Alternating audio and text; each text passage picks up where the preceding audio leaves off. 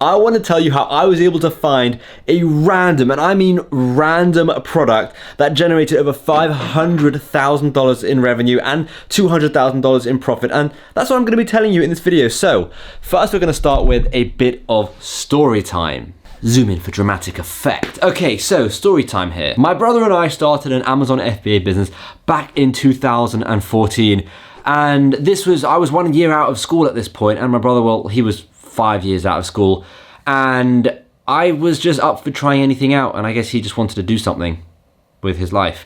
So he asked me, do I want to start an Amazon FBA business? And I was like, we could give it a go, we could see what it's like. So we took an Amazon FBA course, we learned everything we needed to learn, we watched so many videos that was available out at the time in 2014. This was a long time ago, and then we started getting to work. The reason why it was so good that me and my brother was working together was because we both had different skills. He was really good at writing and all that kind of stuff, research. I was really good at creatively thinking, coming up with cool ideas, cool ways to get sales, and together it made a really, really, really good team. And I genuinely think that is the reason we were successful, is because of we were able just to fuse together two completely different talents and make this business. So I've actually been contemplating making this video for a while now, and the reason for that is because I want to tell you in this video, how we found the product. And I only wanted to do that if the method into which we found that product still was relevant, right? There's no point me telling you how we found a product if you can't do it anymore.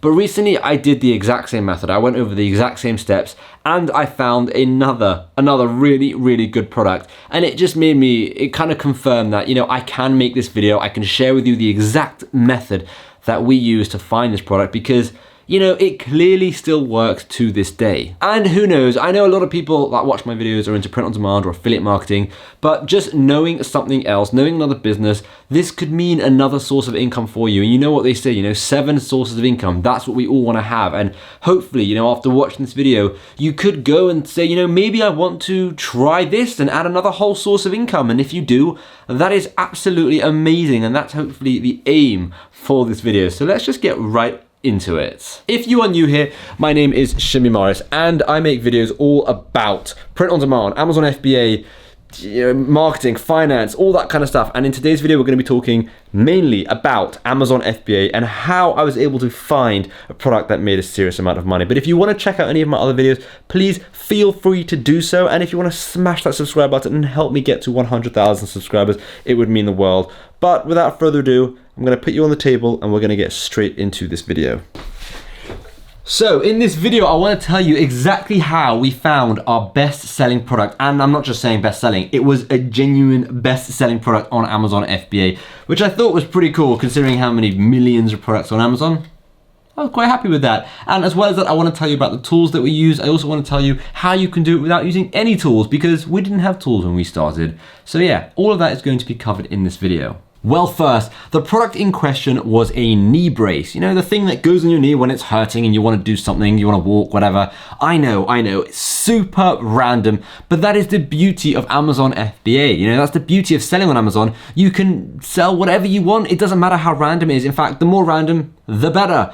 And I know people asked us, what the hell are you selling? And we were just like, a knee brace. And it doesn't matter. It was random. So what I'm going to do is I'm going to show you now on my computer right here. I've got my computer here. Don't know if you can see. Bam, computer. And I'm going to show you exactly, how we found it. So let's start. So the first thing we would do, right? We would go over to Amazon.com because we were selling in America at the beginning. And we would look at the best sellers just to get an idea of what is doing well on Amazon. And this is what it looked like. I mean, this is the best sellers, right? So these are all the best sellers in all the different categories. And as well as looking at best sellers, I have to say, we followed very, very strict rules. We didn't just, find a bestseller and start selling it. We had a list of very strict rules, and I'm going to go over those rules for you because, of course, they're very important if you're going to want to do this yourself. Some of those rules being, it has to be a need product and not a want product. Basically, what that means is a need is what someone physically needs, right? Like a knee brace is something you need if you're hurting, your knee's hurting and you want to alleviate the pain. Whereas a want product is something like an AirPods case. You don't need this AirPods case, right? By the way, I love this new camera. Look at that focus. Bam. That is just quick focus pulling. But basically, you don't need an AirPod case, right? So the selling this will be a lot harder, even though it's a much more popular product, it'll be a lot harder than it would be to sell, well, a Need product. And the best bit about a Need product is it's evergreen. It's so evergreen that we're still selling 5 years, or 5 years. It's been 6 years, nearly 7 years, and it's still selling. It's crazy. It's absolutely crazy. So after browsing for a while, we settled on sports and outdoors, which is this category over here. And the reason we did that is we're both into sports. We liked this category, and these kind of products are very easy to private label. And private label basically just means, you know, a bog standard product. Everyone can sell the same one, but you can slap your logo on it. For example, this mug, I don't know why it's showing me all this information, but this mug, right? This has just been private label with iron flask, okay, and that logo has just been slapped on it, and it's that simple, right? It's really that simple. So after browsing this for a while, we created a short list of products, around 5 products at the time. I think it was 5, it could have been 4, I don't remember exactly because we're talking, you know, a long time ago, but we made around 5 products. And what we then did is we had to do further research into those products, and that all started with the Amazon search bar. So for example, we would put in resistant band, right? And we can see firstly how popular it is. We can see all the potential keywords that we could be using. And what we did is we did a whole bunch of things. Firstly, we filled out this spreadsheet. This spreadsheet kind of told us the potential. We made this spreadsheet ourselves, and it told us the full potential of a product. And it was really cool because we could sit back, look at the spreadsheet and see, you know, is this product viable, yes or no? As well as that, we also created a huge list of keywords, and that is something like here where you can see resistant bands women, resistant bands with handles, resistant bands men, set for working out, so many different keywords. And the point of that was we wanted to come up with a list of 50 keywords, 50 unique keywords, so that we could make sales and target 50 different keywords, because the more keywords we were able to target, the more potential sales we were able to get. Right, and now once we did that, we had, let's just say, resistant bands. It wasn't resistant bands, but let's just say it was, right? You have all the different products up here. So what we would do is we would look at the keywords, we would look at the titles, we would look at the reviews, the price, everything. So let me click onto one and I'll show you what I mean. So these are all sponsored, so I wouldn't really worry about sponsored. I'd go straight to, you know, this one's not sponsored. So let's click that one instead. We would look at everything. So we can see 24,000 reviews. That means there's a lot of competition and it'll be hard to kind of get into. We would then scroll down and we would go here to look at the BSR. Okay, here we go, is bestseller rank, right? 321 in sports and outdoors, and number 2 in resistant bands. So that is really good. A BSR under 1,000 is fantastic. This being 321 is incredible. So that ticks that box, and BSR kind of shows you how much demand there is. If there's a very good BSR, so you know 0 to 1,000, it means there's a lot of demand. If the BSR was 20,000, clearly there's not that much demand, right? And after doing that, we then have a look at the images they're using to see if we could compete. For example, these people have insanely good images, so it would be hard for us to compete, because what we are looking for is a product that has good demand, good competition, but isn't really utilizing their listing very well. So isn't using good images, isn't using good description, doesn't really use a good title. And that way we know we can come in where there's a lot of demand, there's little competition, and we can outsell everyone based on our amazing photos, our amazing title, our amazing bullets, our amazing description. So for someone like this, where they've got really good photos, they've got a pretty good title, they've got a lot of good bullets, and I mean their description is beautiful. Like, it's done very well, right? So for them, we wouldn't really want to compete in this niche. So after doing this for all 5 of the products, we sat back, we looked at all this information, and we decided on a knee brace. Pretty cool product. This was the product that had the highest potential in terms of profit, in terms of just the demand and the competition, and we kind of liked it because we felt that it would help people down the line, and it was very much a need product, not a want product. So the next step would now be, well, for us, it was to go to Alibaba.com and to actually start researching, right? So if we go to Alibaba, we went into Alibaba and we search for knee brace. So let me just agree to these. We would put in knee brace up here. don't know why I spelled that with 2 E's. We put knee brace up here, and then we would basically just see all the different types of knee braces available. Then what we did is we did something called the shotgun approach. Now this is, I think Josh invented this. I don't know. I mean, Josh is my brother, the person I did this Amazon business with. I feel like he invented this, but basically what the shotgun approach is, that is when you mass message as many suppliers as you possibly can, all with the same message. You're basically just changing the name. And even then, you don't even have to change the name. You can just say, dear whatever, right? Don't say whatever, but you know what I mean, right? And basically what you're doing is you're just asking them for, you're asking a whole bunch of different questions. You're asking how much it would cost for a certain amount, and you're just starting the conversation, right? And you would just copy and paste that message to 50 plus suppliers. And what this does is this allows you to kind of play the field a bit, because you don't want to be, you know, you want to be in the higher seat when it comes to finding a supplier, because that way it allows you to negotiate. If you're dealing with 3 suppliers, you know, you don't have much wiggle room there. But if you're dealing with 50 suppliers, right, you can just say, goodbye you're charging me too much, I'm gonna go to you. And that's what you want, and that's how you can find the best supplier charging the best prices with the best shipping and the fastest shipping, that also allow, you know,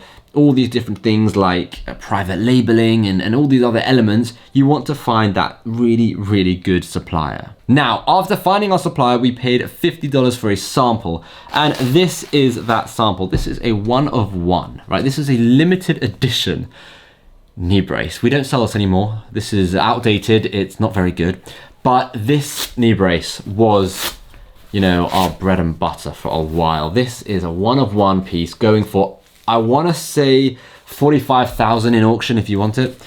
No, I'm kidding. But in all seriousness, so this was the sample that they sent us, and we were really happy with it. So we were like, let's go ahead and actually order, you know, a whole bunch more. Now, in actual fact, this was a piece of crap. But we were learning, and we didn't know, and we thought, you know, this looked really good, and we liked it.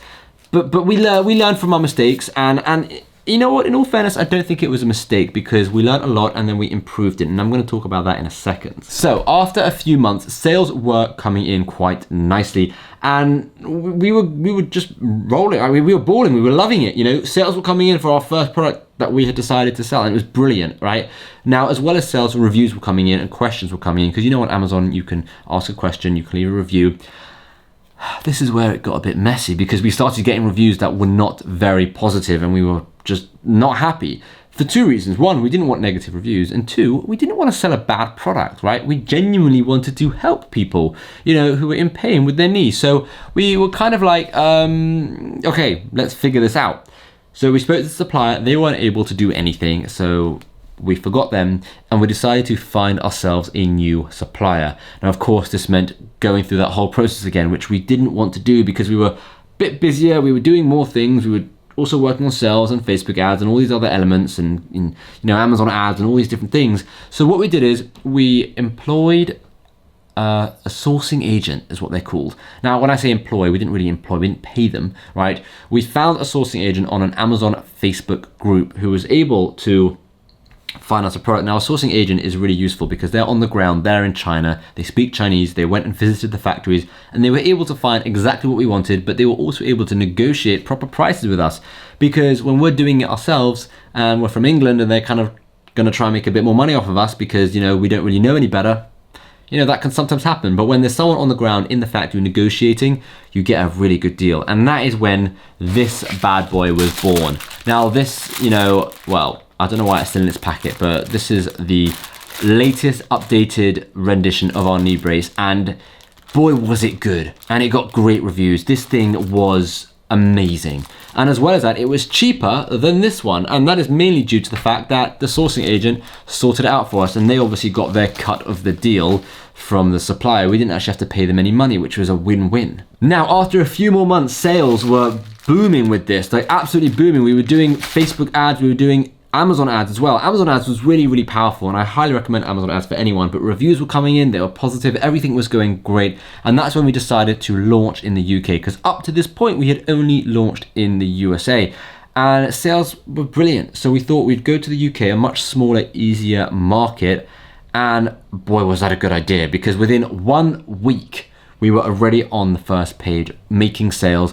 Everything was brilliant. We sold out the first 3 shipments. We kept selling out and, you know, going out of stock until we eventually were ordering a ridiculous amount and staying in stock for what we needed. So how much did this all cost us? How much was our first product? Because if you're wondering, can you get into this business? Well, this first order, right, I think it was an order of 100, if I can remember correctly. I think it was 100, it could be 300, but I really think it was 100. It cost us $600 or 580 something dollars to be precise. And that is a very small amount of money for 100 items shipped to your door by plane, not by sea. So it literally came within a week.